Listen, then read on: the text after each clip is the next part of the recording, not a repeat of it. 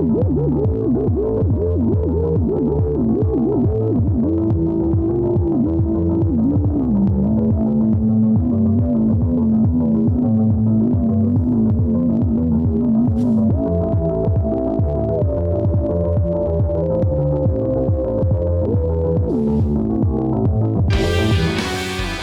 is Off the 11th Hour, and I'm your host, Nathaniel Stone, but we all know who the Lord of Hosts is. Say it with me in any dialect you so choose.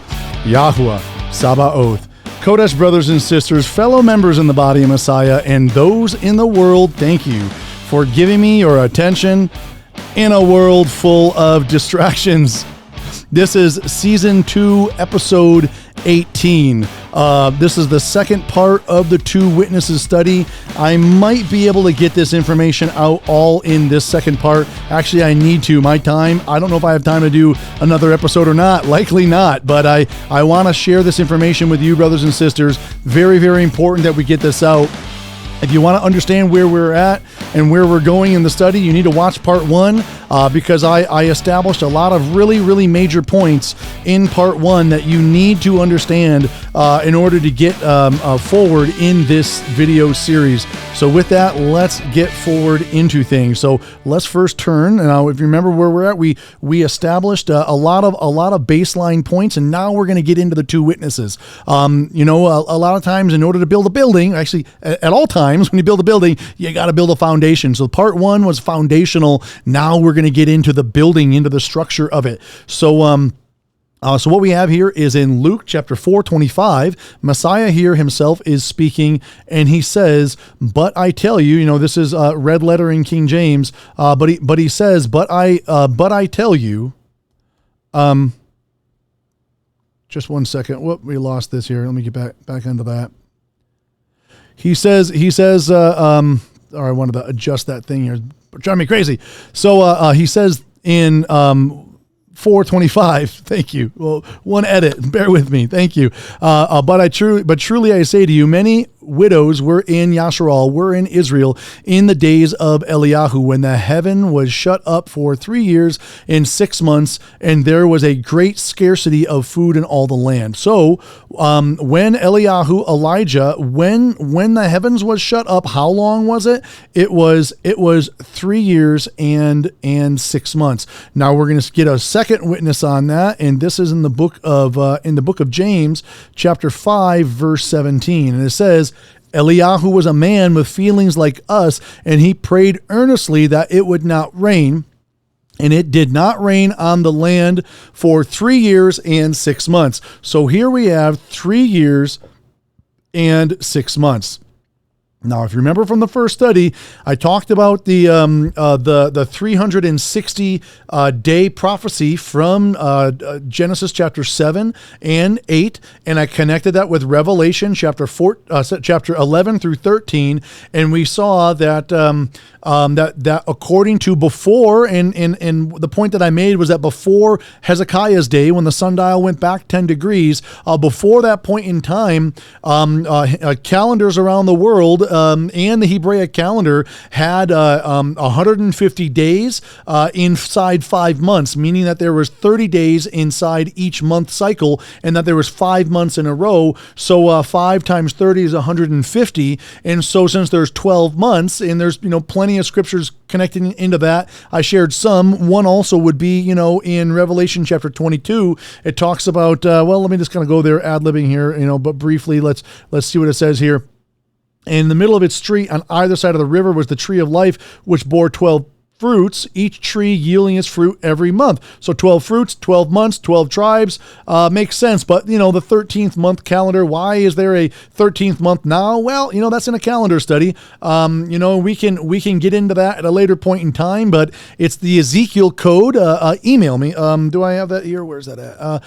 Email me information. Also, by the way, before I forget, I have the two witnesses, I have Babylon the Great written out, and I have 144,000 written out in PDF form. If you want me to email you that, and you don't want to wait until the third season when I can get that up in its fullness, email me that, and I will send you the information, and then you can read that on your own, and then I will produce a video on it, and I have more information than what I have written, but I do have a lot written, and it's fairly polished up. So hopefully you'll be able to enjoy that teaching and understanding. It is imperative that you can that you get this information, especially to know who Babylon the Great is. Very, very important to understand. Email me this information in the off time, and Yah willing, I will respond and reply to that. But in the calendar study, briefly, why are we not 360 days in a year if there's only 12 months? Well, what about the 13th month?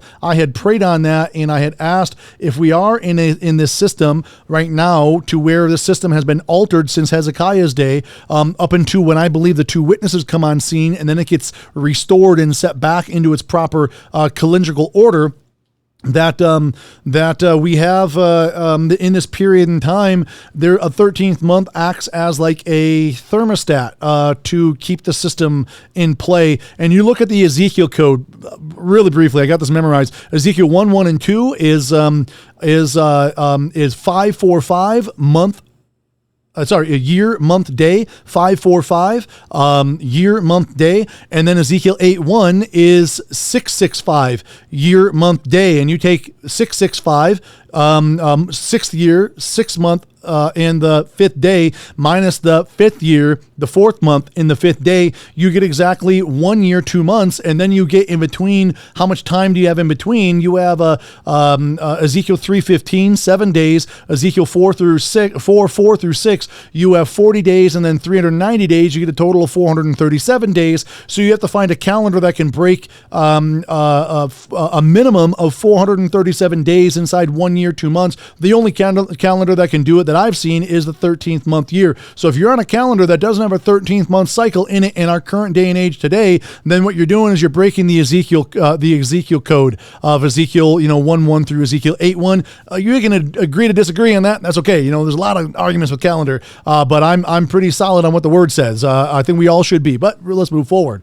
Again, I've limited time, so I really need to get this out. I had that dream to get this out, that I had to do this first before I leave. I had to change my flight so that I can get this information out. So, and I don't know if I'm going to be able to record in the next few months coming up. So that's why email me if you want this information. So, and I am going to be very busy too. So, try to just ask for what I shared to offer. But, Yahweh be with you. So we have a 360 a year calendar. So we have here in James, as we covered, James 5:17, and in Luke chapter 4:25, that Elijah prayed, and when he prayed, the heavens were shut up for 3 years and 6 months, which is on the 360 code, exactly 3.5 years. Now, from the first study, we learned that 3.5 is time times and a half a time, and that's also equated to 1,260 days, which is also connected into 42 months. Again, if you haven't seen it, you're gonna, I showed my work, so to speak. I showed my math in the scriptures of why I've come up with that understanding. But let's look in 1 Kings 17, where we see this. And Eliyahu the Tishbite of the inhabitants of Gilead said to Ahab, as Yahuwah Elohim of Yisrael, of Yasharal, as the Lord God of Israel lives, before whom I stand, there shall be no dew or rain these years except at my word. Which is why Obadiah in the next chapter is looking for Elijah. They're all trying to find him, and then they finally found him, and then we get into that, and we cover that in the first part. So I wanted you guys to understand that as foundational before we get into the actual core of the two witnesses. So here we have a Revelation 11. Let's read 11. Let's read until I feel not to read in the two witnesses' understanding. In a reed like the measuring rod was given to me, and the messenger, the angel, stood, saying, Rise and measure the temple of Elohim, the dwelling place of Elohim, and the slaughter place, and those worshiping in it, but cast out the court which is outside the dwelling place, the temple, and do not measure it, for it has been given to the nations, and they shall trample the holy city, the set apart city, underfoot for 42 months. Well, where is that set apart city? That is, right? We should understand what that is. For 42 months. And I shall give unto my two witnesses, and they shall prophesy 1,260 days clad in sackcloth. So here we have 42 months, and then here we have 1,260 days clad in sackcloth. These are the two olive trees and the two lampstands that are standing before the Elohim of the earth. If anyone wishes to harm them, fire comes out from their mouth and consumes their enemies. And if anyone wishes to harm them, he has to be killed in that way. These possess authority to shut the heavens so that no rain falls in the days of their prophecy, and they possess authority over waters to turn them to blood and to smite the earth with all the plagues as often as they wish. And when they ended their witness, the beast coming up out of the pit of the deep shall fight against them and overcome them and kill them, and their dead bodies lie in the street of that great city, which spiritually is called Sodom and Mitzrayim, Sodom and Egypt, where also our master, our Lord, our Adonai was impaled. And some of the peoples and tribes and tongues and nations see their dead bodies for 3.5 days. Now, is this a day for a year? I think if it's 3.5 days and a day for a year, that would also be connected into times and half a time, or 1,260 days, or connected into the 42 months of the beast's reign, as we see later on, but that's a side point. And not allow their dead bodies to be placed into tombs. And those dwelling on the earth rejoice over them and exult, and they shall send gifts to each other because these two prophets tortured those dwelling on the earth. Why? Because they're speaking truth. And after the 3.5 days, a ruach from Elohim entered into them, and they stood upon their feet, and great fear fell on those who saw them. And they heard a loud voice from the heavens saying to them, Come up here. And they went up into Hashamayim, the heaven, in a cloud, and their enemies saw them. And in that hour, there came to be a great earthquake. I think that this could be connected with Revelation 16 at the end there. Maybe not. And the 10th of the city fell in the earthquake. 7,000 men were killed, and the rest became afraid and gave esteem to the Elohim of the heaven. I would want to double check what I just said about Revelation 16. I just, I want to make sure. Maybe not. But I'll, and the second woe is past, and see, there's third woe is coming speedily. Briefly, now that's what we have with the two witnesses. That's the whole two witnesses information. We read the whole thing. It's important that everyone understands the whole thing. We understand all the tumblers in the lock before we start fitting keys that we think that can fit and turn that lock of who someone thinks the two witnesses is. So I want to point up here the voice, a loud voice from the heaven saying, "Come up here," and they went up into the heaven in a cloud. Those of you that have done studying, check out 1 Thessalonians chapter 4, 15 through 17. It is that same. I think that there is a connection here in a timeline here that 1 Thessalonians 4, 15 through 17 is connected here with this event in Revelation 11, 12, which could arguably be connected in with that first and great resurrection.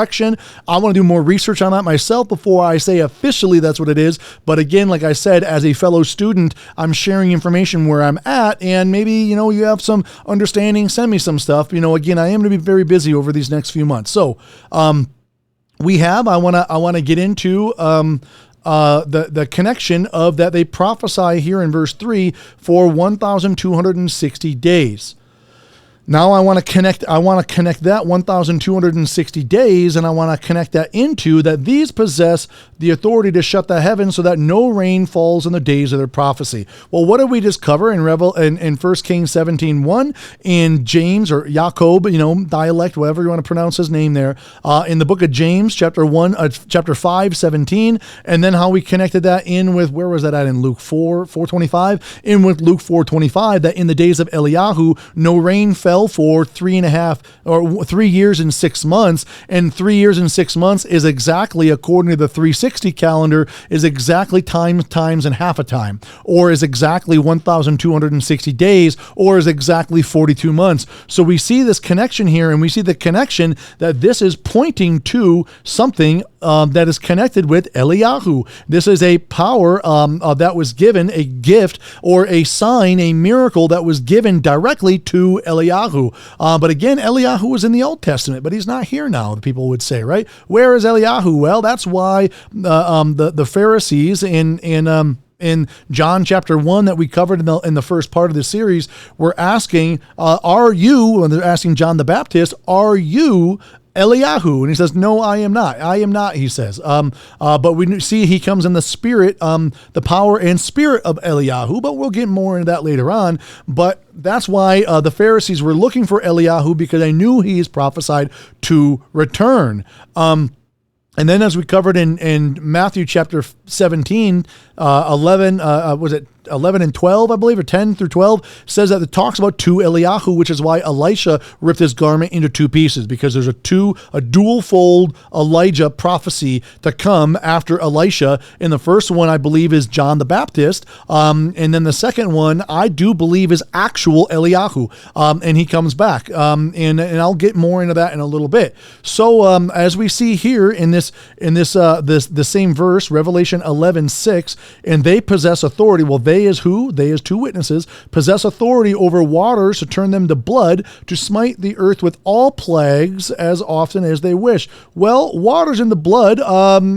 Who does that a reference to? Well, let's take a look. You should already understand who this is if you're here. But if not, that's okay. We'll look and see who it is directly. Exodus chapter 4:8 says, this is talking to who? And Moses, Yahuwah, the Lord, is talking to Moshe, and he's given three signs: the rod turning into a serpent, or the staff into a serpent, putting your hand, not here, put your hand in your bosom, put it in your inner cloak here, and then he took it out, it's leprous, and then he put it in again, and it's restored like his other flesh.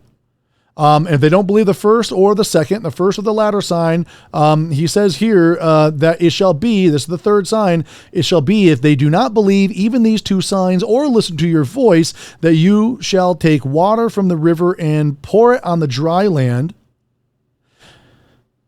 And the water which you take from the river shall become blood on the dry land. So now water to blood is a miracle, a spiritual gift, an ability that was given to Moses. And now let's see again, Exodus chapter 7, verse 15. Go to Pharaoh in the morning as he goes out to the water, and you shall stand by the river's bank to meet him, and take your hand and take in your hand the rod which was turned into a serpent, and you shall say to him as Pharaoh, Yahuwah, the Elohim of the Hebrews, of the Abarayam, of the Ibrim, has, depending on your dialect you want to pronounce that, has sent me to you, saying, let my people go, so that they serve me in the wilderness. But see, until now you have not listened. Thus said Yahuwah, by this you know that I am Yahuwah. See, I am striking the waters which are in the river with the rod that is in my hand. Who is Moses talking? And they shall be turned to blood, and the fish in the river shall die, and the river shall stink, and the Egyptians, the Mitzrites, shall find it impossible to drink the water of the river.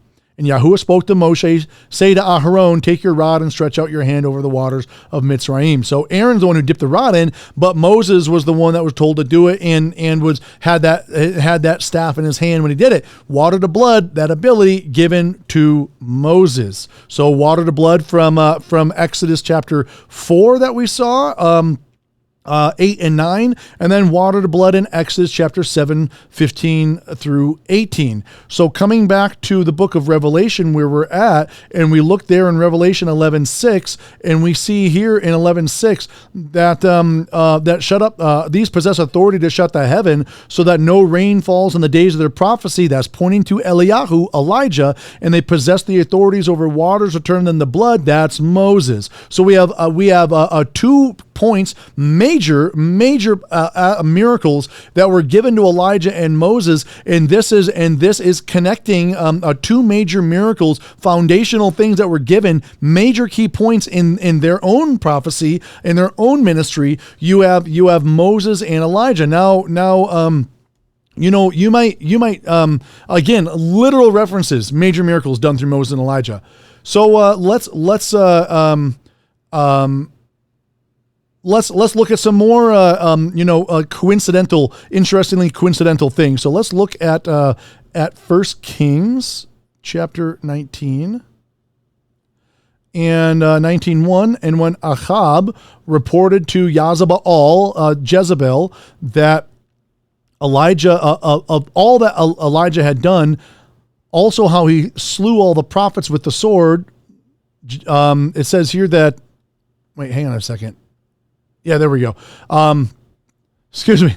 9:1, and then I have through 8, and then in verse 8 it says, and he rose up and ate and drank. Oh, right, yes, okay, sorry. I now remember where I was at. The coincidental point that what I'm going to connect into is I'm going to connect into something coincidental with Elijah and Moses, and then also with Yahusha Mashiach. We're going to see three connections here. So we see here that that Ahab reported to Jezebel all that Eliyahu had done, and also talking about how Ahab slew all the prophets with the sword. And we see Elijah later on talking about that in the chapter previous, as Elijah is talking to Obadiah, Eliyahu talking to Obadiah, that these prophets were killed, but Obadiah saved some of them and hid them in caves. But let's move forward. So we have here in verse 8 that on 7 and 8, and the Malach of Yahweh, the angel of the Lord, came back the second time and touched him and said, now I believe, again, as we covered in the previous series, that this is Yahusha Mashiach himself, came back the second time and touched him and said, rise, eat, for the journey is too much for you. Verse 8, and he rose up and ate and drank and went in the strength of that food, which is food and drink together, went in the strength of that food 40 days and 40 nights as far as Horeb. So he goes to Horeb, the mountain of Elohim. Well, where was Moshe at? Where was Moshe at also during his 40-day fast? Well, let's take a look where he was at. Let's go to Exodus 34:28. So we have in Exodus chapter 34, verse 28, we have it say, and he was there with Yahuwah 40 days and 40 nights. He did not eat bread and he did not drink water, and he wrote on the tablets the words of the covenant, the 10 words, or the 10 commandments. So we have here that he did not do what? He did not eat bread and did not drink water. Now I didn't, that is there. Now where was he at? He was on Sinai. He was on Mount Sinai, which is Horeb. That was there. So we have Eliyahu eats a meal, and then he goes to Horeb, and then Moshe, he does what? As it says in verse 28, Exodus 34:28, he was there with Yahuwah 40 days and 40 nights. Now, no man has seen the Father except the Son come forth. So seeing this Yahuwah, seeing Elohim, the perfect representation, Hebrews chapter 1 and Colossians chapter 1, that this would be Messiah that he was there with for 40 days and 40 nights, did not eat bread and did not drink water. So here we have Moshe and Eliyahu both in their 40-day fast on Horeb. So now let's look at another one. Let's look at Matthew chapter 4, 1 and 2. So in Matthew chapter 4, verse 1 and 2, then Yahusha, that would be Jesus, was led up by the Ruach into the wilderness to be led by the devil. Eliyahu went into the wilderness, and after having fasted 40 days and 40 nights, he was hungry. Okay, so now we see that all three of them fasted in a supernatural fast. Now, why do I say supernatural?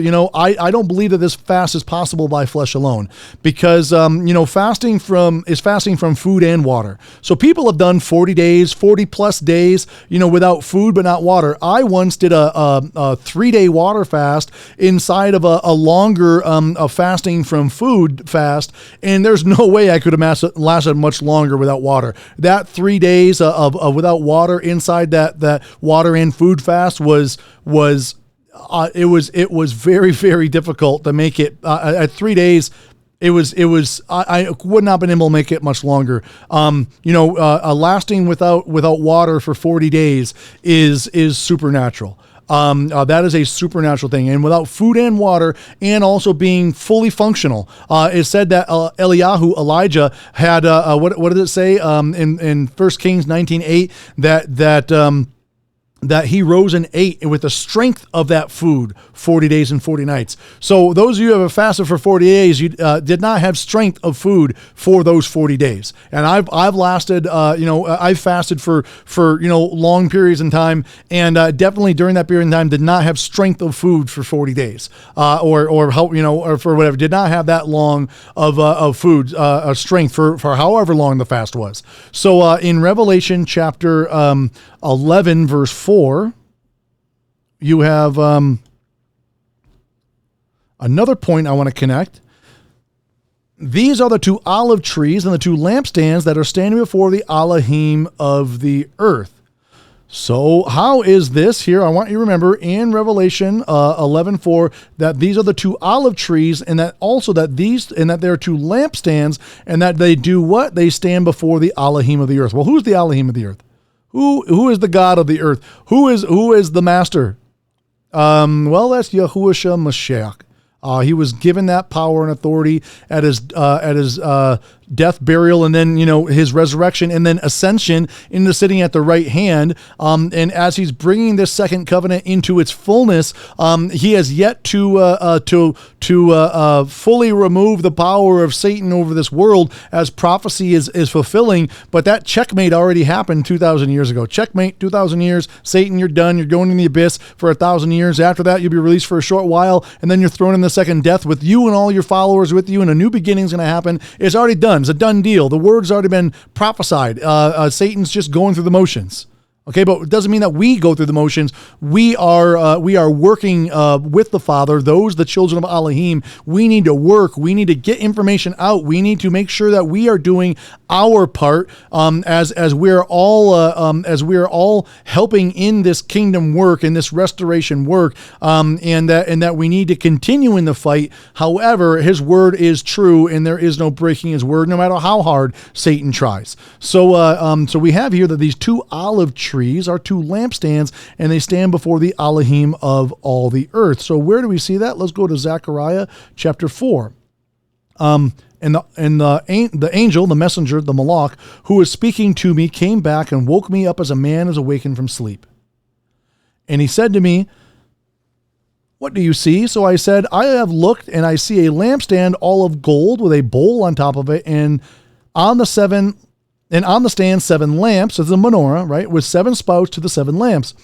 "And 2 olive trees are by it, one on the right of the bowl and the other at its left." Then I responded and spoke to Malach, the angel who was speaking to me, saying, "What are these, my master?" And the angel, the Malach who was with me, who was speaking to me, answered and said to me, "Do you not know what these are?" And I said, "No, my master."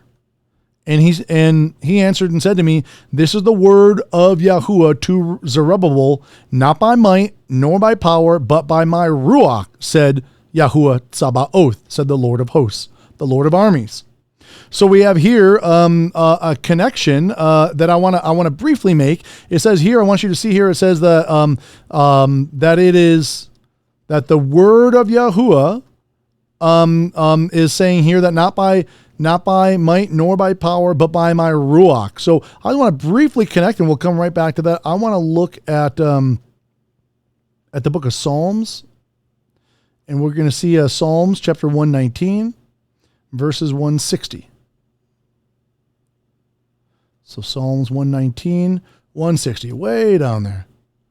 Okay, so we have Psalms 119, 160. The sum of your word is truth, and all your righteous right rulings are forever. So it's saying that the sum, the collectivization, the sum of your word is truth.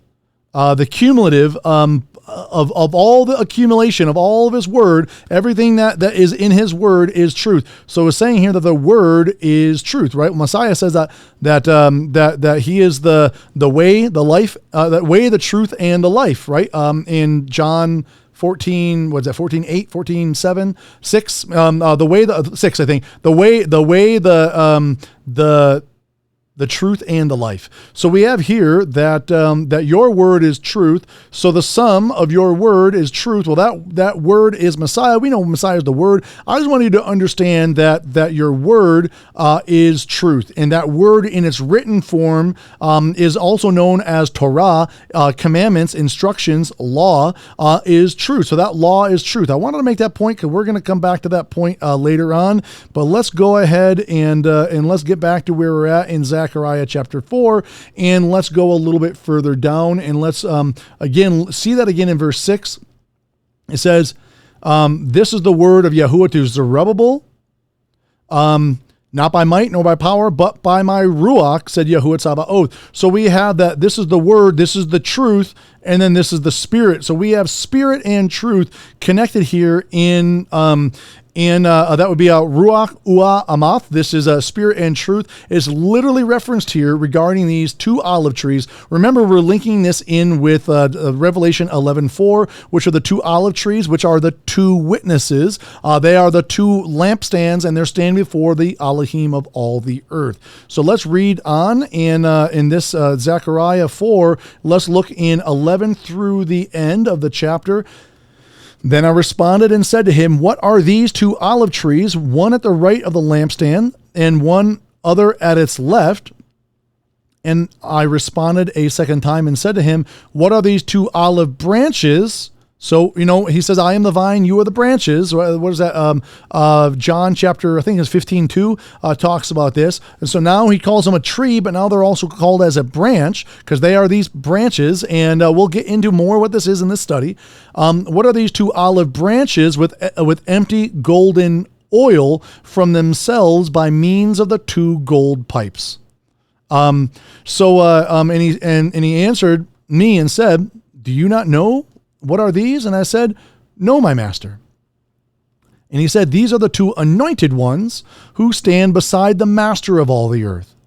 So we see here that these two anointed ones stand beside the master of all the earth, but we see in Revelation chapter 11:4 that they stand beside the Elohim, the God of the earth, which is Messiah. So these two olive trees, as Revelation 11 again, well, read it again. These are the two olive trees and the two lampstands. This is 11:4 that are standing before the Elohim of the earth. Now we have here in Zechariah 4:14 that these are the two anointed ones who stand beside the master of all the earth. So who is the master? Obviously, that's Yahusha Mashiach. He is the master, and he is also Elohim. He is the Lord, and he is also God, as we see that is there, that is connected. Now, I don't want to get into a Trinitarian argument debate, and I covered a little bit of this in part 1, and watch part 1 when I talk about that. But let's move forward that we're there. So who is the Elohim? Obviously, who is the master? That are standing of all the earth, and then who are these two olive trees that are standing there? These two lampstands, as Revelation 11:4. Who are they? Well, these are the two witnesses that stand beside Adonai Elohim Yahusha. So what witnesses exactly? So let's see who two people that are witnessing something happen. Matthew chapter 17:1, and after these days, Yahusha, that Jesus in the common tongue, took Kepha and Yaquab and Yahuchanan, that would be Peter, James, and John, his brother, and brought them up on a high mountain by themselves. And he, Messiah, was transformed before them, and his face, Messiah, shone like the sun, and his garments became white as the light. And see, whoa, Moshe and Eliyahu appeared to them, talking with them. So, and then continue that there, and Moshe and Eliyahu standing, that they are standing there, on either side. They're standing there talking with him. So, sorry, I know what I have to say here. My goodness, Moses and Eliyahu, Moshe and Eliyahu, Moses and Elijah, they witnessed the transfiguration of the mount. You could argue that this is the greatest miracle ever. That is there. He took his fleshly body, turned into its upgraded, incorruptible form, and then took it back into his fleshly body again, and then went and died on the cross, on the stake. He went and died for our sins, and then went into Sheol, and 3 days later coming out with the keys that was there. How was Moses and Elijah there? That's really Moses and really Elijah. How was he there? Well, I may not have all the answers for that. I might have some theories at this point, so I'm gonna share maybe a couple theories that is there. And this is what I feel. Maybe I'm incorrect. Maybe I need to retract. So I've shared truth in the Word. Now I want to share something that I feel that's connected. Moses, Eliyahu. Moshe, Eliyahu, and Yahusha, Moses, Elijah, and Jesus. They all did 40-day fasts, supernatural fasts. And in Messiah is there that he is there up on a high mountain. Doesn't tell you what mountain it was at. Maybe I'm wrong. Maybe there's another scripture that tells you, but I don't know. But if Moses and Elijah both were at Mount Horeb, would it be safe to say possibly that Yahusha was on Mount Horeb at this point in time also? Does anyone know what an event horizon is? Does anyone know what event horizon is? Let me kind of come over the screen here. Yahuwah corrected me, and I talk about this in part 4 of Cannabis Commotion in my testimony.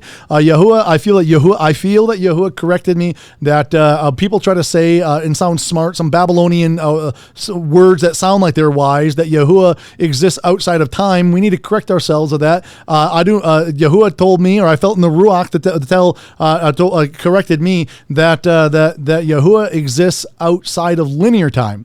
He exists in non-linear time, quantum time, what kind of time you want to call it, things that we don't even understand yet. His name means to exist, will exist, has existed. His name means the existing one, past, present, and future. And he is the Elohim of order, and order is a sequential set of events, which is essentially time. And so how can he exist outside of order? He is order. Even chaos and nothingness is within his order of understanding. So how can he exist outside himself?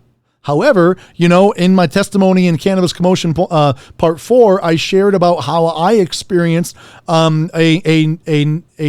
a simultaneous time of normal time and time slowed down at the same time. I experienced 2 timelines at the same time. And so that you could say that would be like a non-linear time. I experienced 2 things at the same time. What is an event horizon? I was going to bring a piece of paper. An event horizon is like, let me try to grab it real quick. An event horizon, like a piece of paper in time, is kind of essentially like a gateway of sorts. It's a form of a teleportation, if you will, supernaturally, but it has to use what we might call a different dimension or something different in the state of physics. So if you have 2 points here, I'm gonna do the best that I can here. We have 2 points here that I have on my fingers. Well, if we were able to, what an event horizon is it essentially essentially folds the space-time continuum, and then allows either a wormhole or a gateway to come through, and you're able to go from one point in time and then connect on into the other, and then the space-time continuum unfolds, and if it's a wormhole, it would be a tear, but the Ibrim, the Hebrews, they don't travel through wormholes, do they? They travel through gateways, right? They travel through teleportation, which is literally what gateway means. It's a gateway, not a tear in the space-time continuum. It would be something that the doors only Yahuwah can open and the doors only Yahuwah can close. It's by his power and authority. And if he does allow wormholes to happen, that also would be through the Father's control, that he would allow that to happen. That's when an event horizon is. Did Moses and Elijah come onto Mount Horeb through a 40-day fast? And did Moses and Elijah through a 40-day fast, did the Father allow them to whether in the spirit or in the body? I do not know, right? 2 Corinthians chapter 12 talks about whether in the spirit or the body. I don't know. However, Moses and Elijah appeared where Messiah was at, and I believe that it happened through their 40-day fast supernatural period in time. I believe that 40-day fast was a buildup into that point in time, and the Father allowed these two witnesses to come through that gateway, to witness the Elohim, the Adonai of all the earth, transfigure on the mount. Because on account of 2 or 3 witnesses, a matter is established. I believe that is what the 2 witnesses witnessed. They witnessed a lot. Moshe witnessed the truth, the word in written form given down to him, and he brought it down to us through from Mount Sinai on Shavuot, when the law was given, when that truth was given, when that word in written form was given.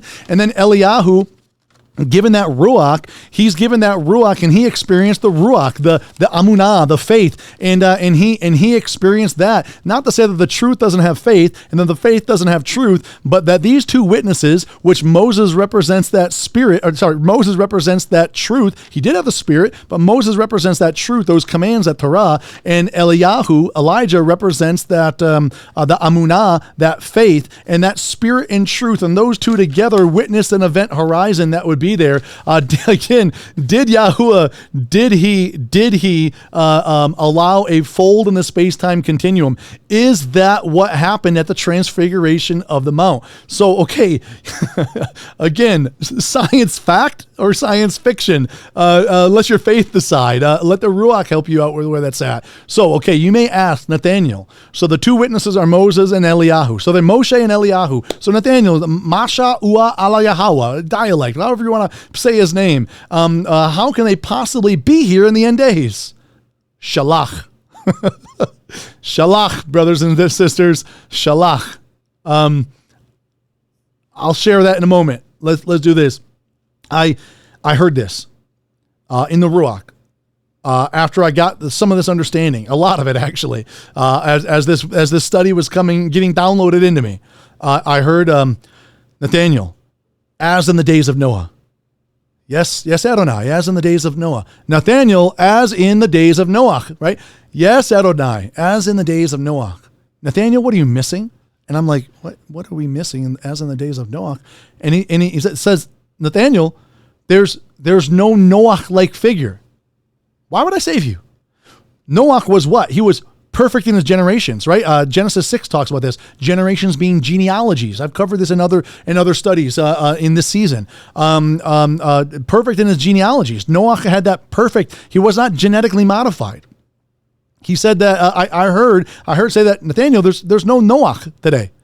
All the bloodlines have been corrupted to some way, shape, or form. Some level, all the bloodlines have all been corrupted. Whether you believe in serpent seed or not, Genesis 3:15 talking about 2 different seeds: the seed of this serpent and the seed of Messiah. And Messiah had a bloodline seed. Well, you can argue that the bloodlines are fully pure, that he saved that. But regardless, there's no Noah, Nathaniel. There's no Noah at this time. So why, so the fullness of the Ruach the fullness of the Spirit is lost. That's why these gifts, as they were in the day of old, that all you have now is shadow types and pictures. and I'm thinking about that, and and as in the days of Noah has a lot of if anyone does any studies, and maybe in the book of Enoch, Hanak, or understanding of Genesis chapter 6 verses 1 through 4, the Nephilim and all that kind of things that were there, as in the days of Noah, is a very loaded statement. There was fallen angels and hybridized creatures, Anunnaki, which is the word Anunnaki is the Sumerian, is the Assyrian word that connects into the Hebrew word Nephilim. There's, do your study on that. Nimrod built a city in Genesis chapter 10. I forget where it's at, 10 or 10, 12. Go look on that in your own 10, 18. Talking about the city is called Calna. That word Calna is the fortress of Anu. When you look at what the word means in your interlinear, Anu is short for Anunnaki. So Nimrod literally built after the flood a fortress for Nephilim, in that. And we see this in the land of Canaan, Numbers chapter 13 is talking about this, and other places. Joshua 14 and 15, Deuteronomy 2 and 3 are talking about this. If you're looking at Nephilim scriptures, there's some tidbits for you to go check out. So we have, I think there's also another one in 1 Chronicles 20, 1 through 5, I think, 1 through 6. So, or maybe a second, I think it's 1 Chronicles 20, 1 through 6. Might be wrong on that. But, so what we have here is that this bloodline, whether you want to believe in serpent seed or not, I heard that's all been corrupted to some way, shape, or form. It's all been corrupted. Maybe greater in some or lesser in others. I think Daniel chapter 2 talks about this, verses 40 through 44. I forget the verse directly, but it talks about that the iron and clay feet, that they shall cling to one another, but they shall not cling, that they're mixing the seed of men. Well, the seed of men with who? With what? And it's not quite clinging together, but it's still kind of mixed there a little bit, but still, as in the days of Noah, right? Nathaniel, as in the days of Noah, yes, as in the days of Noah. And he said, you have no Noah-like figure. You have no one perfect in the generations. And I realized it, and he's speaking truth.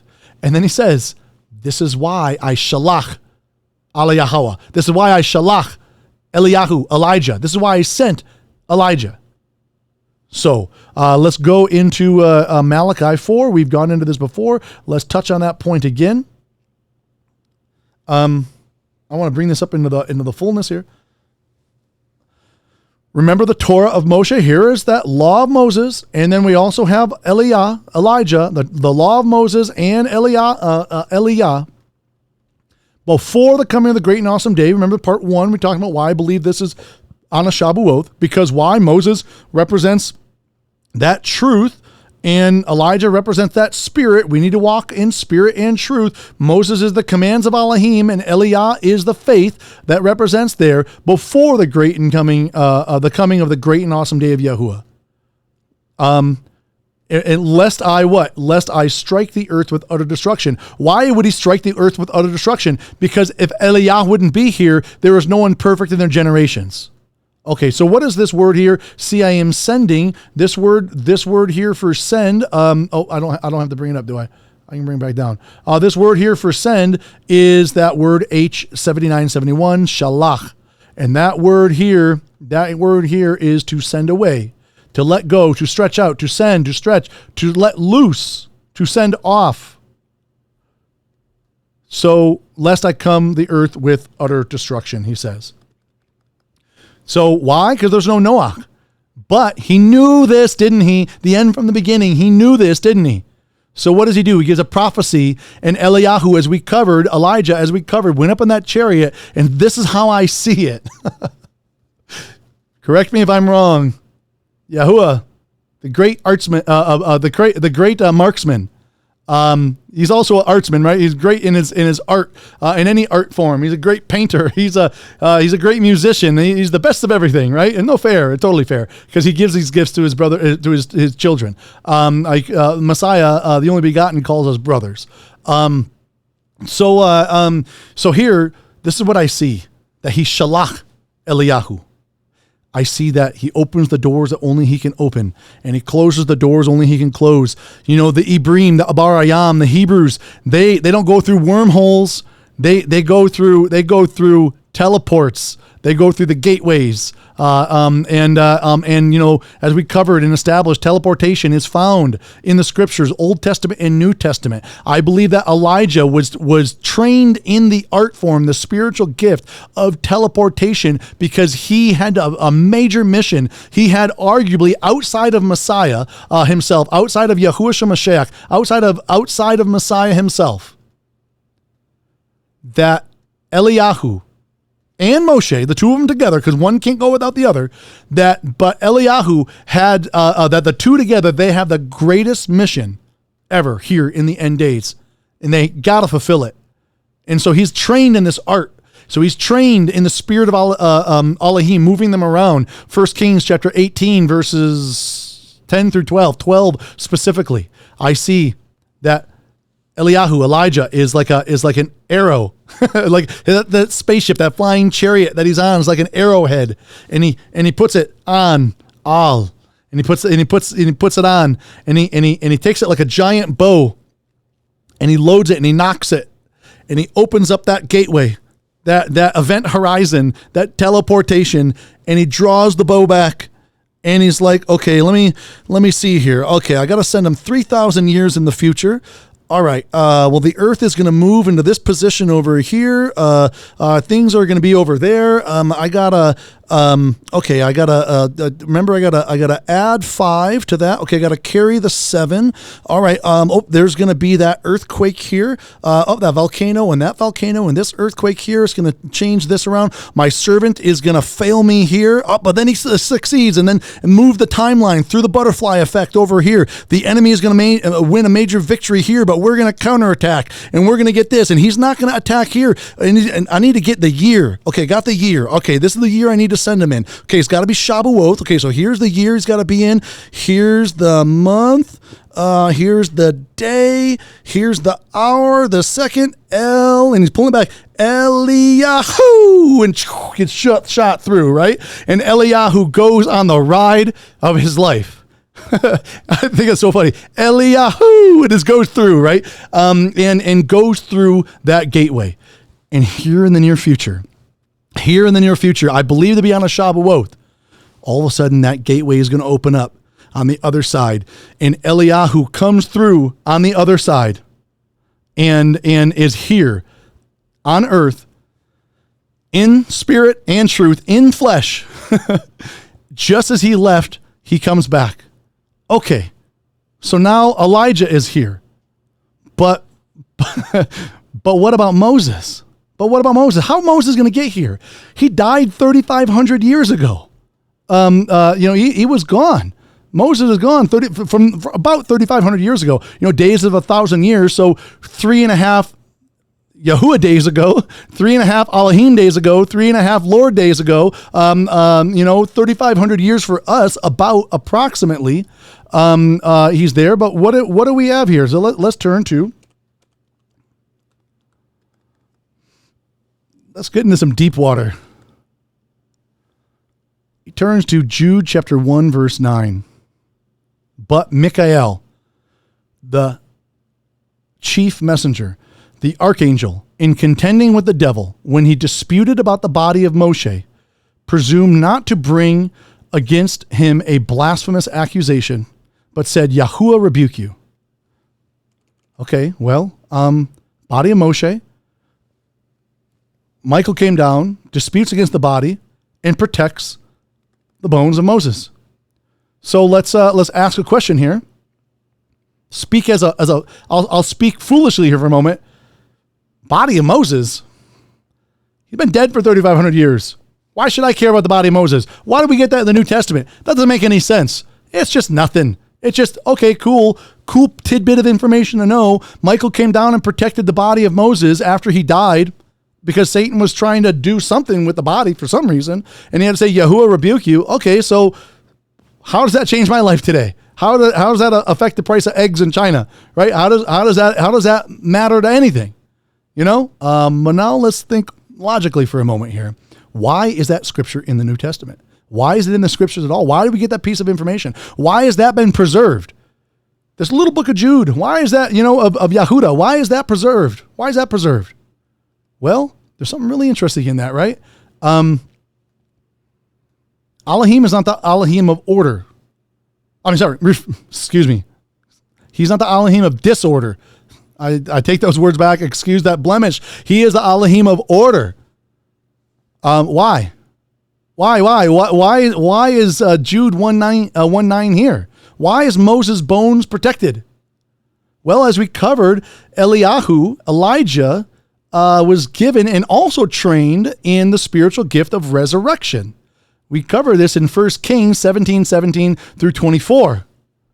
So let's look at something here briefly that might not people check on. This is Ezekiel chapter 37, 1 through 14. The hand of Yahweh was upon me and took me out by the Ruach of Yahweh. That's, again, this could be also a form of teleportation. Took me out and set me down in the midst of the valley. So this is a form of teleportation. So now Yechezkel also experienced a teleportation event. The Ruach of Yahweh picked him up for where he was and put him into the midst of this valley, and it was filled with bones. And he made me pass among them all around, and see, there were very many on the surface of the valley, and see, they were very dry. And he said to me, Son of man, would these bones live? And I said, Oh, Adonai Yahuwah, you know. And again he said to me, prophesy to these bones, and you shall say to them, O dry bones, hear the word of Yahuwah. Thus said Ha Adonai Yahuwah to these bones, see, I am bringing into you a ruach, and you shall live, and I shall put sinews on you, and bring flesh upon you, and cover you with skin, and put a ruach in you, and you shall live, and you shall know that I am Yahuwah. And I prophesied as I was commanded, and as I prophesied, there was a noise and there was a rattling, and the bones came together, bone to bone. And I looked and saw sinews and flesh came upon them, and skin covered them, but there was no ruach in them. And then he said to me, prophesy to Ha-Ruach, prophesy, son of man, and you shall say to Ha-Ruach, thus said Ha-Adonai Yahuwah, come from the four winds, O Ruach. Four winds, right? Revelation 7:3.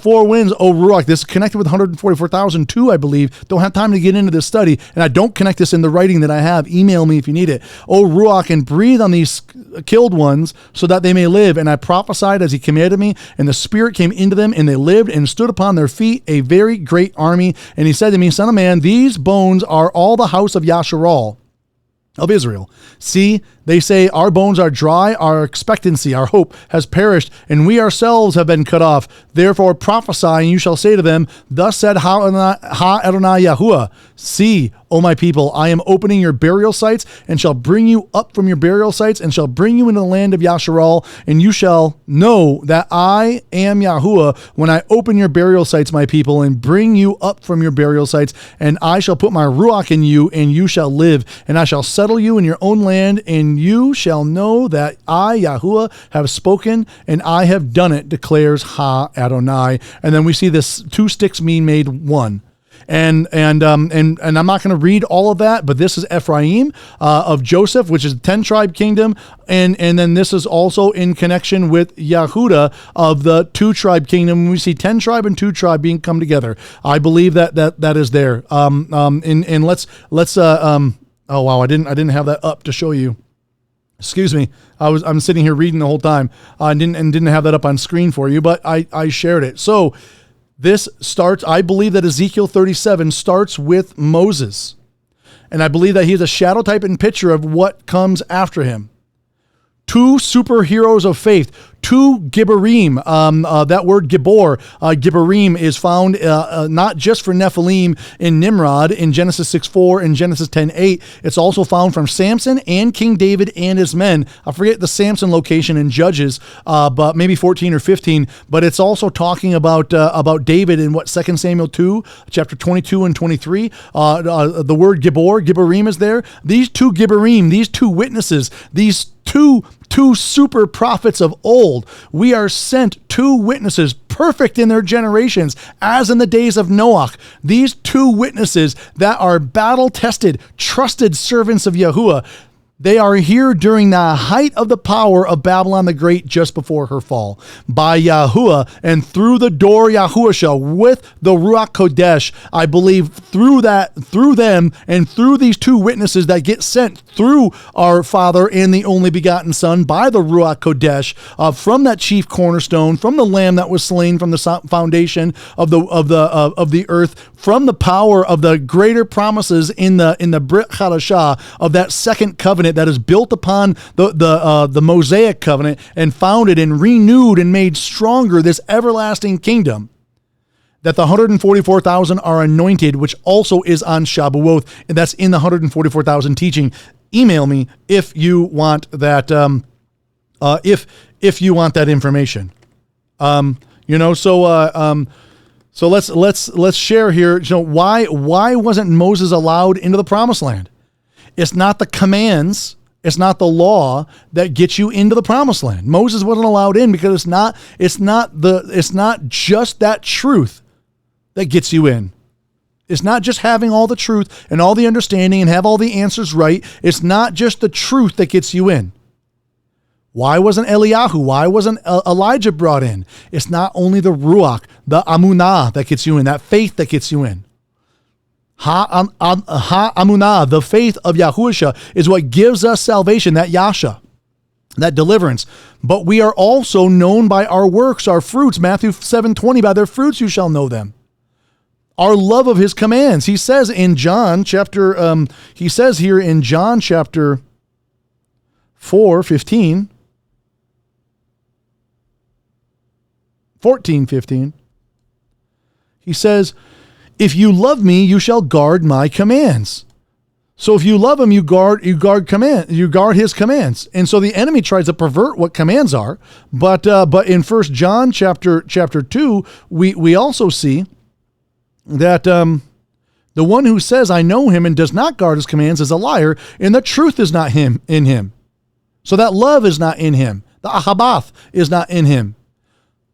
But whoever guards his word, truly the love of Elohim has been perfected in him. By this we know that we are in him. The one who says he stays in him ought himself also to walk even as he walked. He walked in spirit and truth. The Gospel of John, chapter 4, verses 20 through 24, says Elohim is spirit and he wants us to worship in spirit and truth. And the two witnesses represent spirit and truth. They represent the law and the commands. So, and where do we see that? We see that in Revelation chapter 17. We see that the dragon was enraged with the woman. He went to fight with the remnant of her seed. Those doing what? Guarding the commands, who love Elohim, the commands of Elohim, who have that truth, and possessing the witness of Yahushua Mashiach. Also, we have that in 14:12. We see right after what? After Babylon the Great is fallen, and then all this mark of the beast comes upon people. More of this in Babylon the Great and 144,000 teaching. We have here that this is the endurance. That word endurance is ethanim in Scripture. But I'll go there. I'll show you in a minute. Here's the endurance of the Kedoshim, the saints, the Hagios, the G40, the holy ones. Here are those guarding the commands of Elohim. This is that truth and the faith, that Amunah of Yahusha, the faith of Jesus. So here we have those after the fall of Babylon the Great need to endure, and that they are doing what? Guarding commands, and they're guarding that faith, that spirit. They have that spirit and they have that truth. Ad-libbing really quick. Let me see if I can find it. If I can't find it, I'm gonna have to stop. Let's see if I can get it here.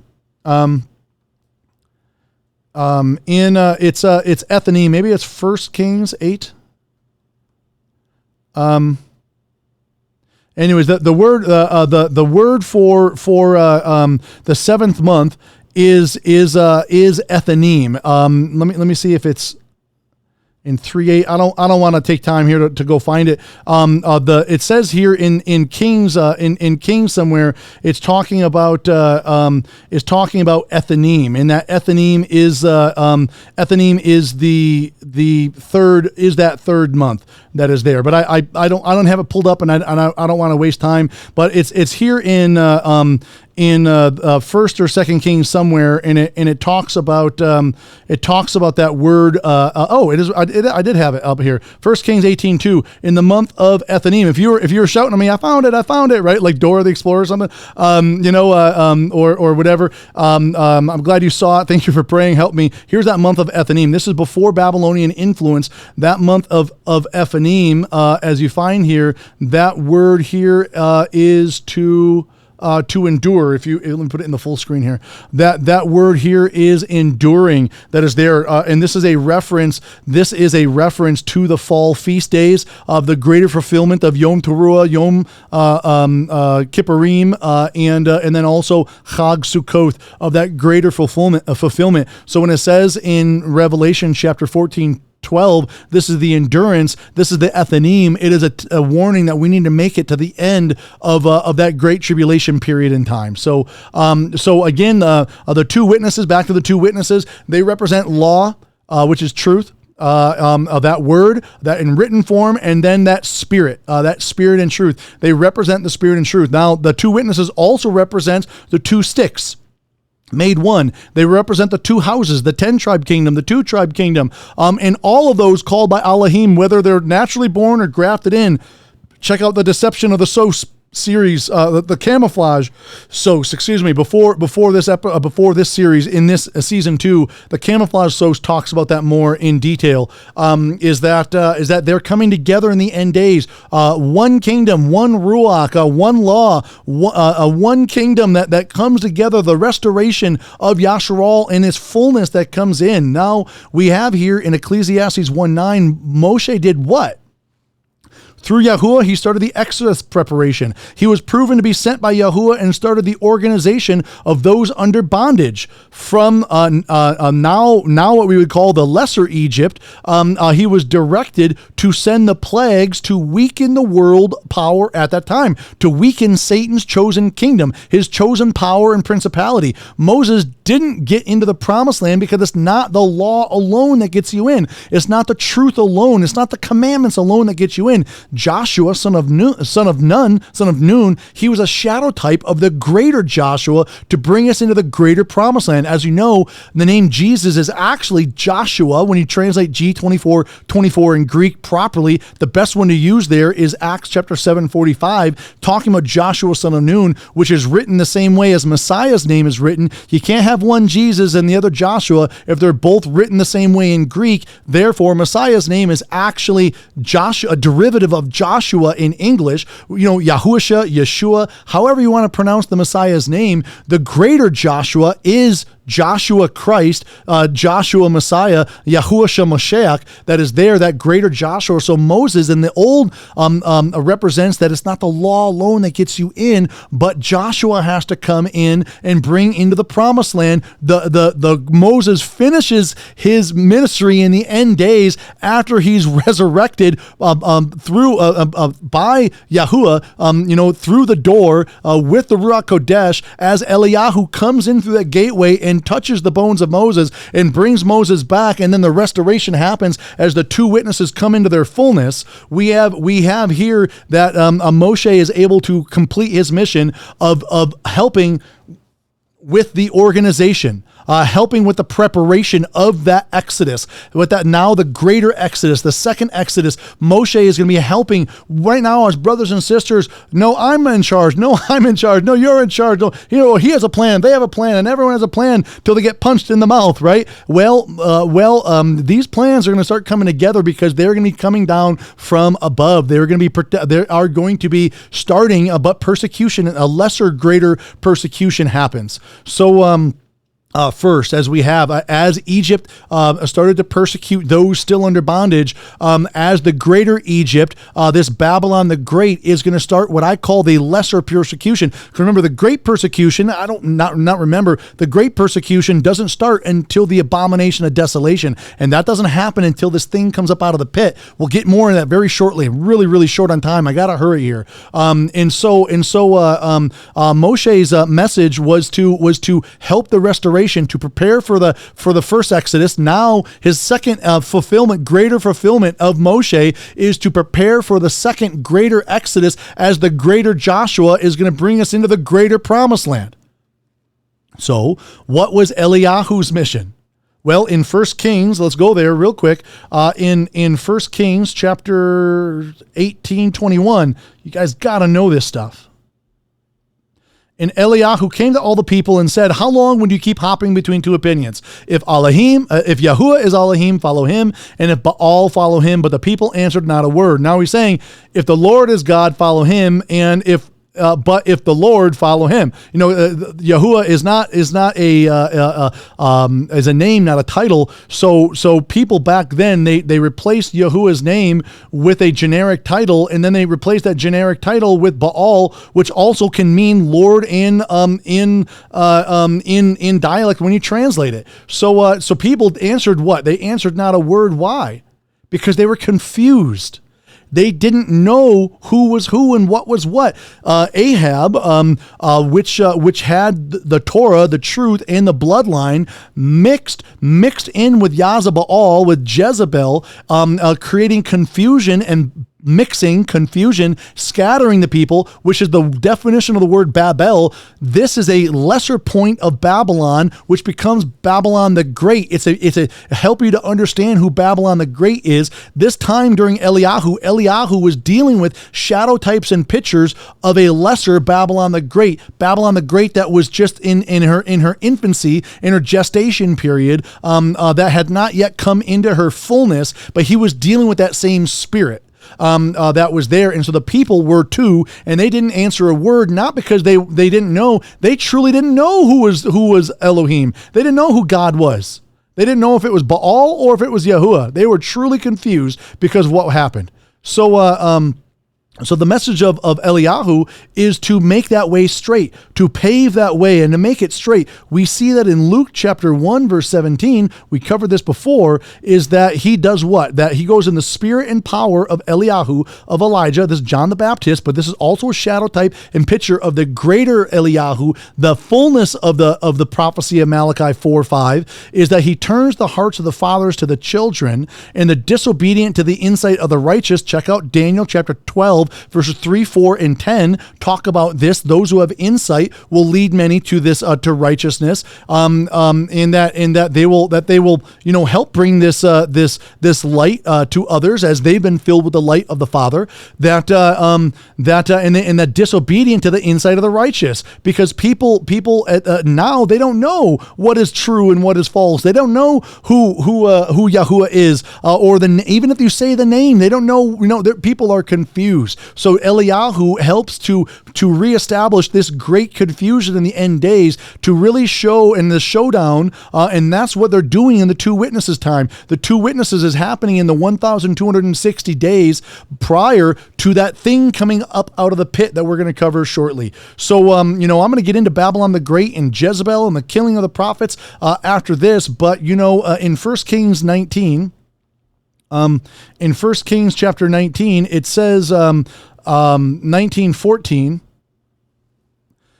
and he said, I have been very jealous. This is Elijah talking. I have been very jealous for Yahuwah Elohim Sabaoth, for the children of Yasharal, children of Israel, have forsaken your covenant. In the end days also, sad about forsaking the covenant. Check out Isaiah chapter 25, verse 4 and 5, and then read the whole chapter. That's also end day stuff too. They have thrown down your altar. They have killed your prophets with the sword, and I am left I alone, and they seek my life to take it. When Babylon the Great, now I believe, I will say this now so I don't forget, I believe that Babylon the Great is exactly who it says. When you look briefly at Revelation 17:18, and that woman is Babylon the Great. The woman is the woman that you saw is that great city. Well, that woman in Revelation 17 is called Babel the Great in 17:5, and in 17:16 she's called the woman, and in 17:16 of Revelation, all in Revelation, she's called here. Let's pull it up. Why do I have to here you have in Revelation 17:5, this is the Babylon the Great precursor. You have a mother of whores, but also known here as Babylon the Great. And then at the very end, you see here that this woman, who you saw is that great city having sovereignty over the sovereigns of the earth. And then where else do you see that in the same chapter, talking about the two witnesses? In the two witnesses, you see that our master was impaled, he was crucified in Jerusalem, but that the two witnesses die in the street of the great city, which is spiritually called Sodom and Mitzrayim. In Galatians chapter 4, I think it's 25 and 26, talks about two Yerushalayim, the one above and the one below. And it says here that this Jerusalem below, that this Yerushalayim, this great city, is called spiritual idolatry and adultery and spiritual slavery, spiritually called Sodom and Mitzrayim, which Sodom and Mitzrayim both had an Exodus level event. Lot had an Exodus out in Genesis 19, and then we know the Exodus out of Egypt happened, Exodus chapter 12 talks about this. And so, Genesis 19, and then Exodus chapter 12 talks about Lot, and then Exodus out of Egypt. So we see here that there's this Exodus, which is why I believe that the two witnesses die around a Passover time, and that this thing comes up out of the pit likely just before Passover, or at the time of Passover, this destroyer is let out of the pit. That is there. And so so that means that before this point in time, before this great tribulation period in time, before this time happens, which is when the two witnesses die, because it says when they ended their witness, the beast shall kill them. And when they die, this is when that great tribulation event happens. The abomination of desolation is connected with this verse right here. I don't have time to show you all the details, but I do in Babylon the Great teaching, and I do in 144,000, and I connect that with this. And so we have here that they die, but just before that, there's that showdown. And before that period in time, what has happened is what will happen. The prophets, the Kedoshim, the saints, are being attacked and persecuted by Ahab and by Jezebel, by this coalition, this confusion, which is the shadow type and picture of Babylon the Great coming into her fullness. I have historical information that I believe that I found the understanding through Yahweh, been given the understanding that of the past 400 to 500 years, the same organization has been attacking and manipulating the world. This Babylon the Great system has been manipulating the world and has been creating nations under her, as she eventually is going to create the seventh head that she rides on. That only remains a short while. Revelation 17:9 through 11. 10 talks about that specifically. So this Babylon the Great, this great harlot, this great city in spirit form, as it's cast out, going out in the wilderness before it returns back to its house where it's empty, decorated, and swept. Matthew chapter 12, 43 through 45. I covered this in the previous Camouflage Sos series. Is that when this event happens, the last event of the past 400 or 500 years, maybe longer, have been orchestrated by this great harlot as she's coming into her power.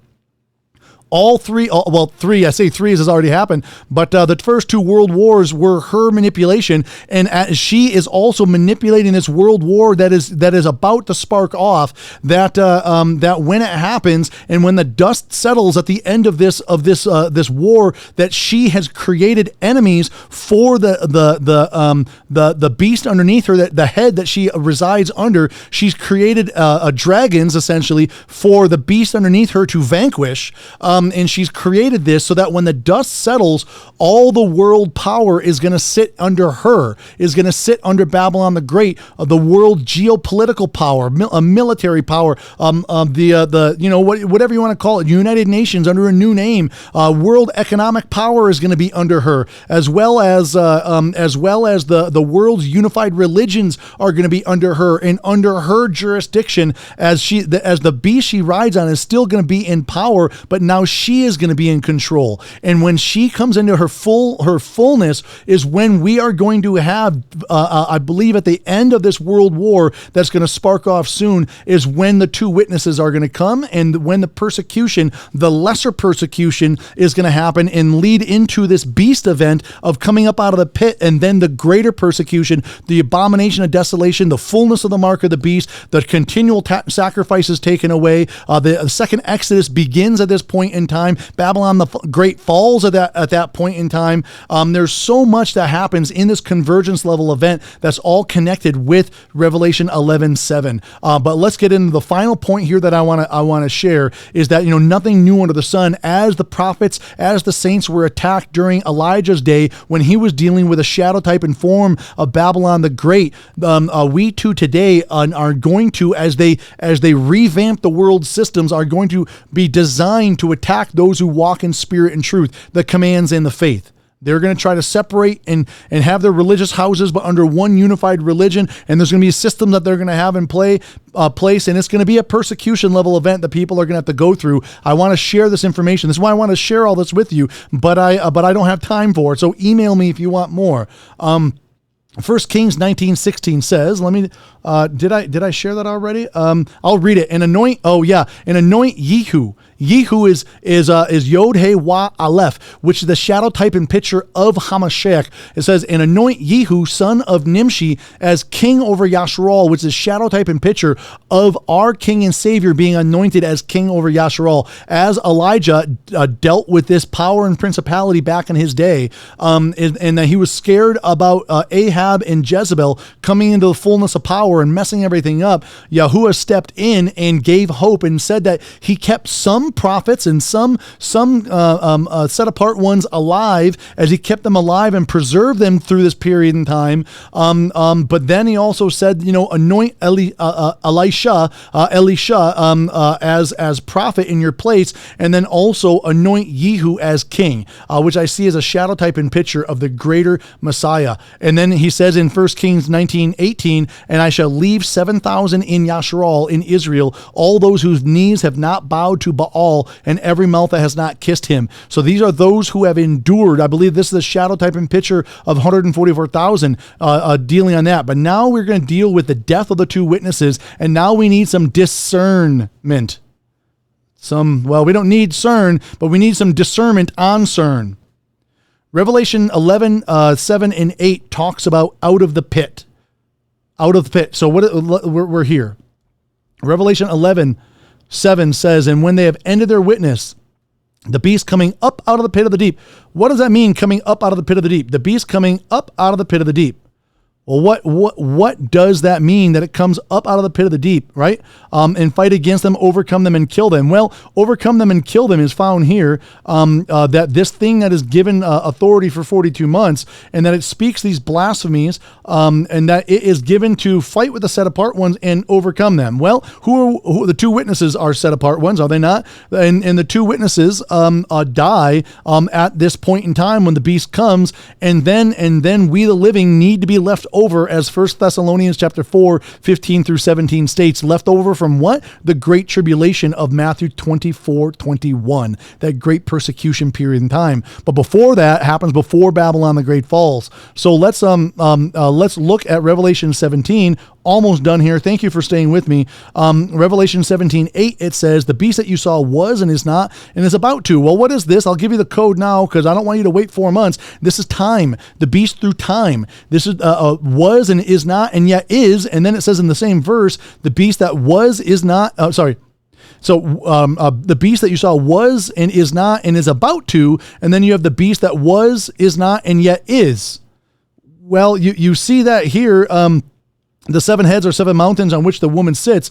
There are also 7 kings. 5 have fallen, 1 is, and the other is not yet come. And when he comes, he is to remain a little while. That's through time. And if you understand who Babylon the Great is, email me and I'll share you that information. Is that 5 have fallen is written in the time of Rome. And when you understand who Babylon the Great is, connecting in with Ezekiel 23 and Daniel chapter 8, you see that first it's Egypt, and then it's Assyria, and then it's Babylon, and then it's Medo-Persia, and then it's Greece. And there's the 5 that have fallen. 1 is in written in the time of Rome in the first century, 95 AD, about on the Isle of Patmos, likely. John writes the book of Revelation. One is and the other has not yet come and remains a little while. And when he does, he has to remain a little while. Now in the book of Daniel, there's only set of 4 kingdoms. Well, the first 2 had already fallen, Egypt and Assyria in Daniel's time. And so you have Babylon, the golden head, or the first lion, and then you have Medo-Persia, or the silver chest and arms. That's why it's Medo-Persia, chest and arms. And then you have Greece, which is copper belly or bronze belly and thighs. Why? Because it's talking about Sparta and Athens, the 2 major powers of Sparta. 5 have fallen, and then the one that is the iron leg kingdom of Rome, which is Rome, the city, and Constantinople. But then Rome becomes divided in the end, as Daniel 2 says, and that's why the clay and iron feet, but it's feet. 2 feet. There's 2 feet that is there, clay and iron feet that is there, and it is a divided kingdom. So the Roman kingdom is 2 pieces. So the 4th beast of Daniel is that 4th beast, but is talking about 2,000 years ago, the 2 bookends of the iron leg kingdom, and then now the 7th head, the 6th and the 7th head are both the iron leg and the clay and iron feet kingdom, and that clay and iron feet kingdom is a kingdom according to Revelation 13:11, that it has to come in all the power and authority of the first beast, which is Rome. So you have to find a kingdom that rules in the same way, in shape and manner as Rome itself, which was a republic and then came into a Caesar type situation, went through its own wars and whatnot, and has to be founded in the power and authority of Rome. It has to be a world power, and has to and put the world under its own power. I believe that happened after World War II. Revelation 13:12 was that this kingdom coming in all the power and authority, which was the kingdom that won World War II and then revamped the governmental system. That is the kingdom that is the 7th head that remains a little while, and that means that you have to see an interconnected relationship with Babylon the Great, which is that great city, which is where the city that where our master was impaled on in Revelation chapter 11:8 specifically, which spiritually is called Sodom and Egypt, which also had an Exodus level event out of it. And I believe that is earthly Jerusalem, as the scriptures point to. So we need to find in the end days a world power kingdom that won and took over the world, that has a special relationship with who? With a woman, this woman that sits on top of that kingdom, and it only has to remain a little while, and it is still in power when Messiah returns. That means that kingdom is going to win World War III. But it's going to look like they're going to lose, just like they look like they were going to lose in World War II, and then all of a sudden it's going to win. And then the beast that was and is not is himself also the 8th and is of the 7 and goes to destruction. Now that word destruction that is found here is that word perdition, and that word is apolloia, and that is the same word that you have here with that word destruction that is there, and that same word there is apolloia that is there. So I want to, before I make this point and really wrap things up as we're done, thank you for staying with me. That 8th kingdom is what? Is the 8th and is of the 7. It means that 8th kingdom is of the 7. It is the kingdom underneath. It is the body of Hydra. If you remember my cannabis commotion, I think I covered that in part 4, cannabis commotion. I talked about Hydra. It's the body of Hydra, and Hydra produces heads through time. The beast that, as it says, that was and is not and is about to come up, and also the beast that was and is not and yet is through time. It's the kingdom through time. And so in this woman, this mixing, this Jezebel Ahab type system that mixes the ways of the nations in with his truth, sits on top of these 7 head power kingdoms, and each one is in succession, right? Egypt was gobbled up by Assyria, which then had the Holy Land, or part of it. Babylon took the power of Assyria and Egypt and had that Holy Land. Medo-Persia took that power of Babylon, Assyria, and Egypt. Greece took the power from Medo-Persia, and then, which, in succession. And Rome took that power from Greece. And Rome is all of the Mediterranean. We need to understand it's more than just European, than Europe. It is the whole Mediterranean that is there. And then it becomes divided. 2,000 years later, it is brought back into power, but that woman also comes back with it. that woman that sits on top. Is it interesting that Rome of 70 AD took Jerusalem away, and then modern day Rome put Jerusalem back on the map in 48?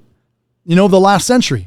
Interesting, right? Interesting. The divided Roman kingdom that comes in all the power and authority. So we have here, that this beast comes up out of the pit of the deep and goes to destruction. Well, where is the pit of the deep? And then we'll be, so let's look, in a couple more scriptures and then be done. Man, I got to get going, guys. So thank you. 2 Thessalonians 2:3. Let no one deceive you in any way. The falling away is to come first. The man of lawlessness is to reveal the son of destruction. That word destruction also is apolloia that is there. So you have destruction, apolloia that is there. 2 Thessalonians 2:4, it says that this thing that is connected with apolloia, it exalts himself above all that is called Elohim or that is worship. He sits as Elohim in the temple of Elohim, showing himself that he is Elohim. Abomination of desolation talks about this in part 1 of the series. And you need to understand that this thing is the beast coming up. It is not an earthly kingdom. It's the 8th kingdom that powers the kingdoms as they break through. But what is that pit that it's talking about? What is that pit of the deep that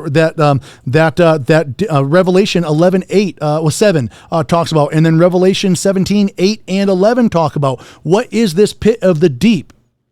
Let's look at 2 verses and then really drive the point home. 2 Peter chapter 2 verse 4 says, "For if Elohim did not spare the Malachim, the angels who sinned." Well, what is the angels who sinned? Read the book of Enoch. Check out Genesis 6, 1 through 4. The angels who sinned but sent them through Tartaros. What is Tartaros? That word Tartaros is the word Tartaru, and it is the deepest abyss of Hades.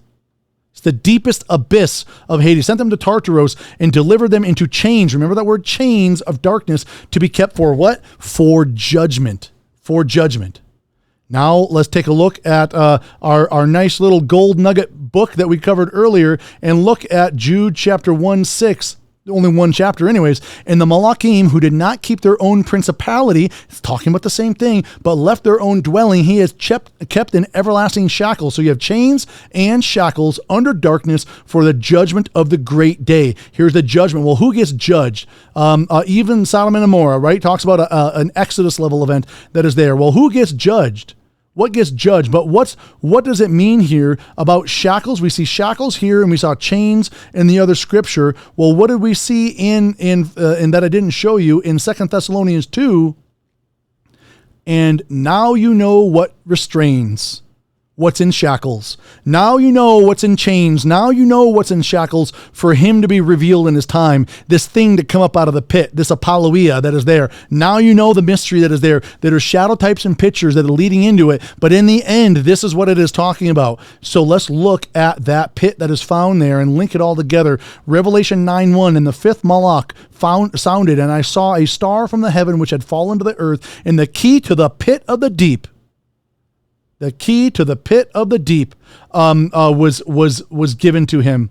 That bottomless pit, that abysmos, that depth, that abyss. That is, you can't see that. There it is. That abyss that is there.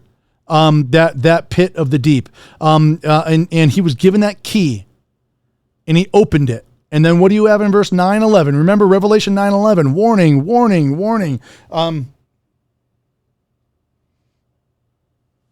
Right? We have that warning.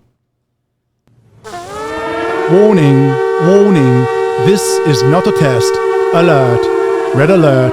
Body of Homosheach, prepare and assemble.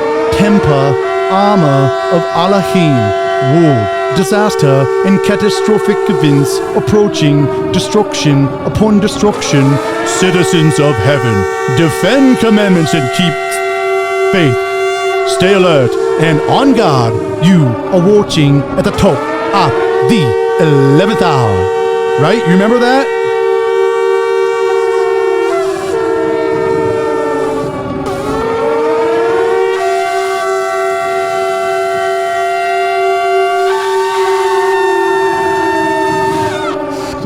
That's exactly what I was talking about when I wrote that. If you remember that in that intro in the beginning of season 1, that was there, and some other videos that are there.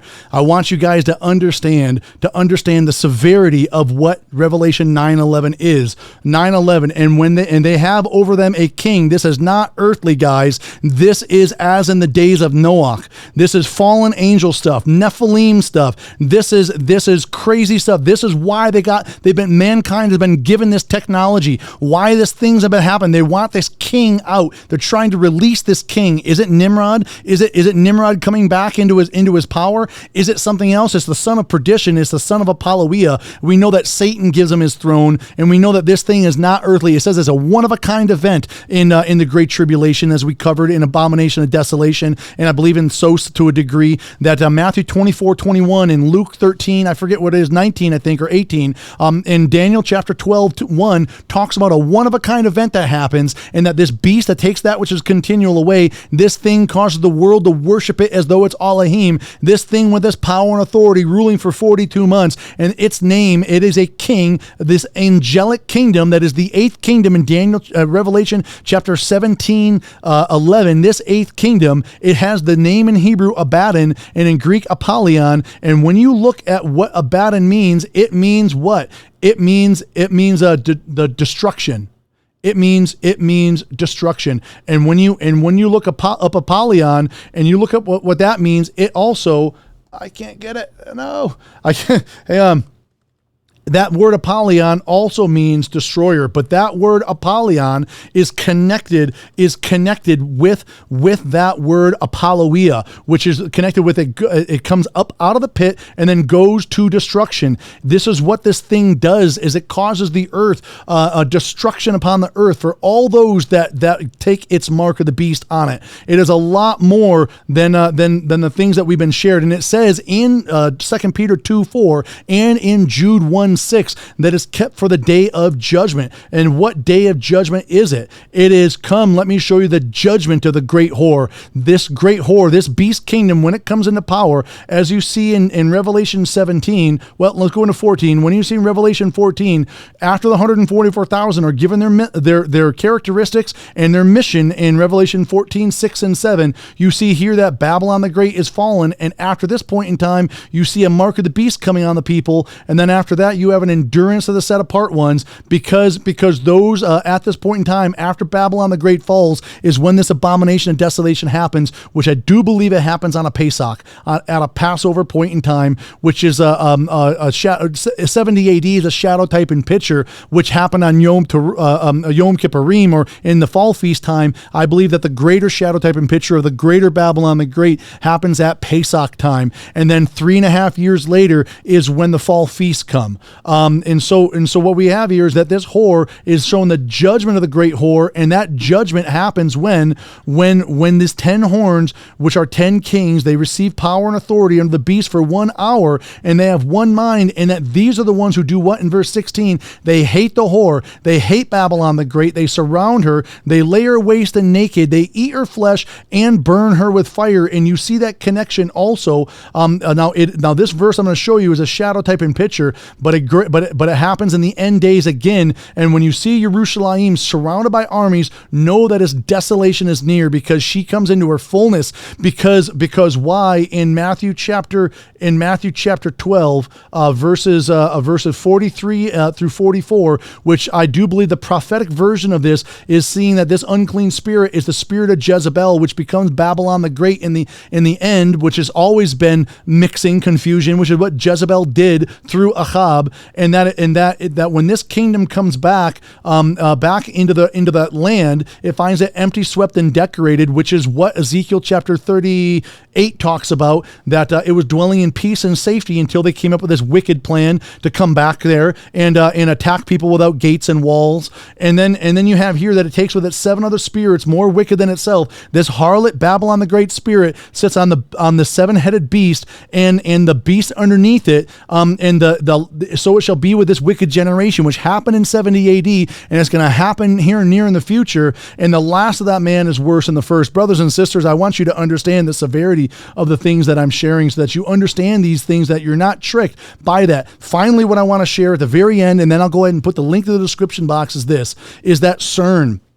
We need to have discernment. We need to understand CERN is another way of saying Shiva, which means destroyer. So in Revelation 9:11, you have Abaddon, Apollyon, and Shiva, which all mean destroyer. And there's a statue of Shiva, the destroyer, that is there. And the town in France where CERN is located is called Saint Genus Pali, which is a reference to Apollyon, which is Apolloia after destruction. There's a reason why they chose that location. And since ancient times, they say that the temple to Apollyon is there, or was there, and since ancient times, they say that that a gateway to the underworld is there. In fact, their own director of CERN,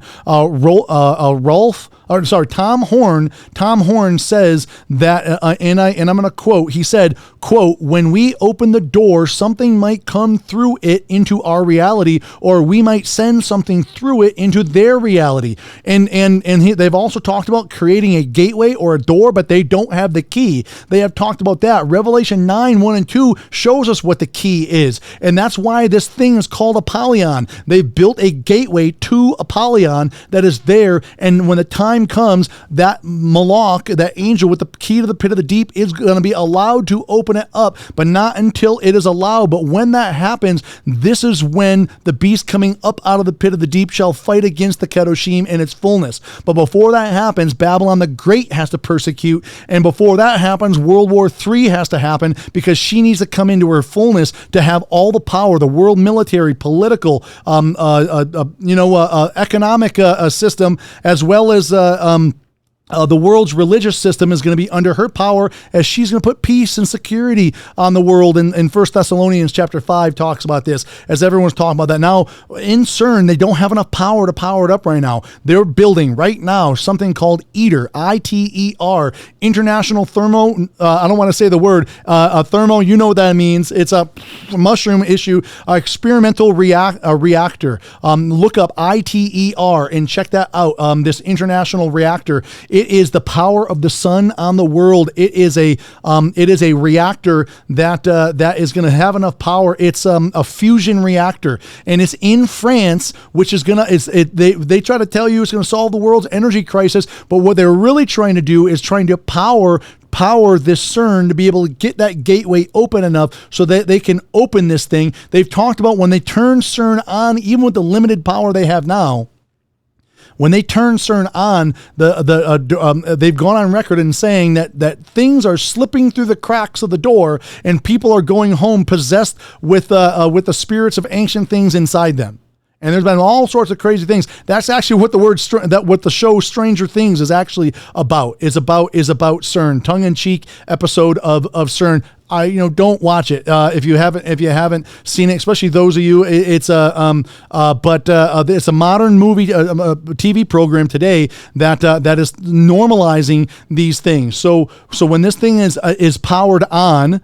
Then Revelation 9:1-2. Interesting, power on. What does on mean? As you know, in what's his name? Joseph married the daughter of the priestess of On. I think it's in Genesis chapter 45, when Joseph rises to power in that chapter, that Joseph marries the daughter, or given the daughter of the priest of On. Well, On is a reference to Osiris. So when this thing is powered on, it's powering Osiris, powering that sun god, powering that Nimrod, whatever you want to call it. It is powering that system that has been put in place. And when this happens, the fullness of the abomination of desolation comes on the world. When Babylon the Great falls, and when the two witnesses die, when the beast reigns for 42 months in Revelation 13:5, when the seal of Elohim is on his children, when the continual sacrifice is taken away from the world, but not the true believers. This is when the Great Tribulation begins. I believe this happens, again, around the time of Passover. So remember, the two witnesses have to be on scene for 1,260 days before. This is why I believe, now this is the connection, that the two signs, you understand this point, and then we'll close it. that the two signs of the two witnesses that we know, because the media is not going to tell us. We're going to be around the world. We're not going to know. There's going to be two major signs that I believe are going to happen. And you need to know these signs. I believe, okay? So maybe I'm wrong. Help me correct your brother if I'm incorrect. But at least understand that these signs are a potential sign to happen.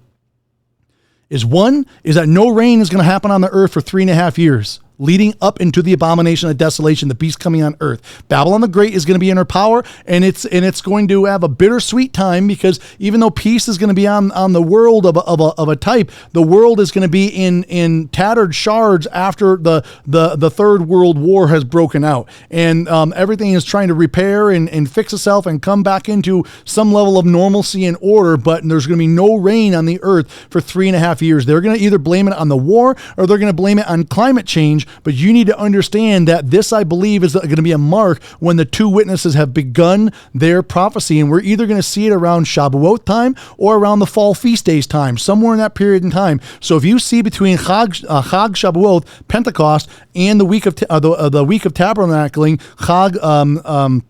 Sukkoth, sometime in that period in time is when no rain is going to fall, I believe, in that period in time. And for 3.5 years, that's going to be one of the signs that the two witnesses have begun to start their ministry. And the other is that I believe that since it's 1,260 days equals 42 months equals 3.5 years, time times and a half a time, according to the 360 calendar, this is why I believe that the calendar is going to get reset. Likely going to be around some big earthquakes, volcanic eruptions, wartime, maybe some weapons that are going to get released or something like that. Something is going to happen that they're going to blame it on something else. But I believe that Yahweh, through the two witnesses, is going to be recalibrating Earth back into its proper orbit at that point in time, or whatever you want to call it, the proper rotation of the sun and moon, whatever shape you think the world is. So that's why I think Matthew 24:22 says, if those days were not shortened, no flesh would be saved, is that from 365, we go back down to 360. The days are shortened. I believe there's more to it than that also. I think that's one of the things. And since we don't know when that event is going to happen,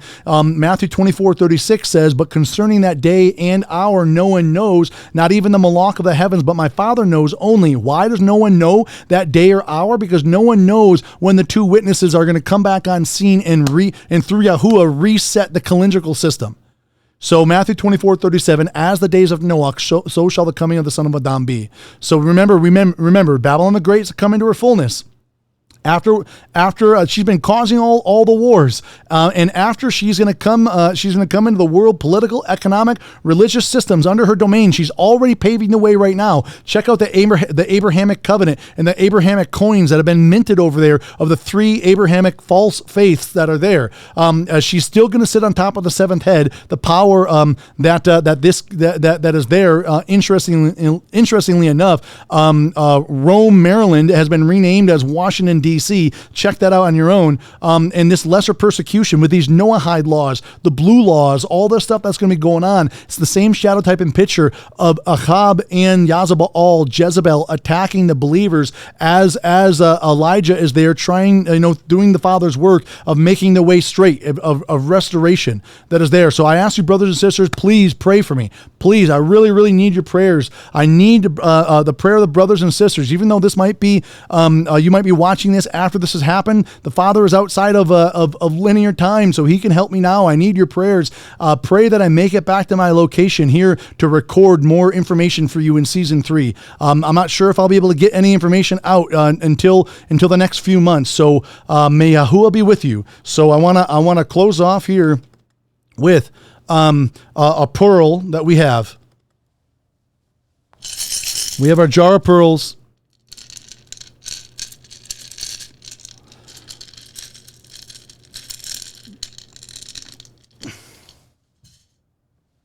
And we have here from our jar of pearls, as you brothers and sisters are not swine, so I can cast this pearl before you. Let's share something in Ruth chapter 2, verse 4. Now, anyone has watched Star Wars at all? When they say, may the force be with you? Well, where did he get that from? Where did he get that from? Ruth 2:4, and see, Boaz had come from Bethlehem and said to the reapers, Yahuwah be with you. Not the force be with you. Yahuwah be with you. And they answered him, Yahuwah bless you. Yahuwah be with you. Yahuwah baruch you. Let's greet each other, brothers and sisters. Let's greet each other as our brothers and sisters from old have greeted one another. Yahuwah be with you. Yahuwah bless you. And remember, guard your heart, guard your soul, guard Torah, or pay the toll.